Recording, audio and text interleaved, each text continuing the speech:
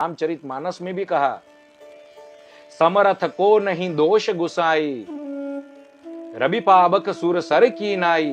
भगवान सूर्य नारायण, अग्नि, गंगा नदी आदि जो इत्यादि है, इनको कोई दोष नहीं लगता।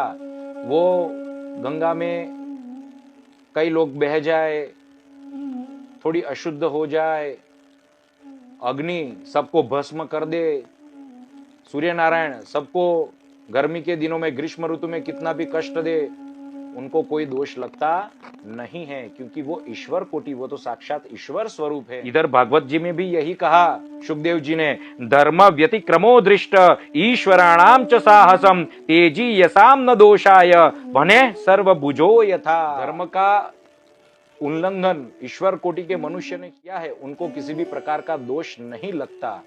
लेकिन जो तुलसीदास जी ने कहा रामचरितमानस में, जो अस हिसिशा करहि नर जड़ विवेक अभिमान, परहि कल्प भरी नरक मही। वो एक कल्प की अवधि के समय तक, एक कल्प यानी जैसे मैंने पहले समझाया सहस्र चतुर्युगी, ये ऐसा एक कलयुग नहीं, एक कलयुग, एक सतयुग, एक द्वापर युग, एक त्रेता युग, ऐसा एक चतुर्युग होता है। ऐसा सहस्त्र चतुर्युगी यानी 1000 चतुर्युगी की जो अवधि रहती है उसको कहते हैं ब्रह्मा का दिन, और ऐसी ही जो रात्रि ब्रह्मा की रात्रि।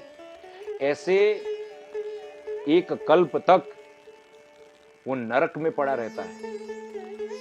अपने आप को ईश्वर समझकर अथवा तो भगवान के किसी भी वाक्य का दुरुपयोग करके अपने को जो पद प्राप्त है, उच्च कोटि के कुल में, उच्च कुल में अगर आपको जन्म प्राप्त है, उच्च वैभव, उच्च ऐश्वर्य प्राप्त है, उच्च सामर्थ्य प्राप्त है, अगर उसका आपने दुरुपयोग किया तो इसका परिणाम यही है।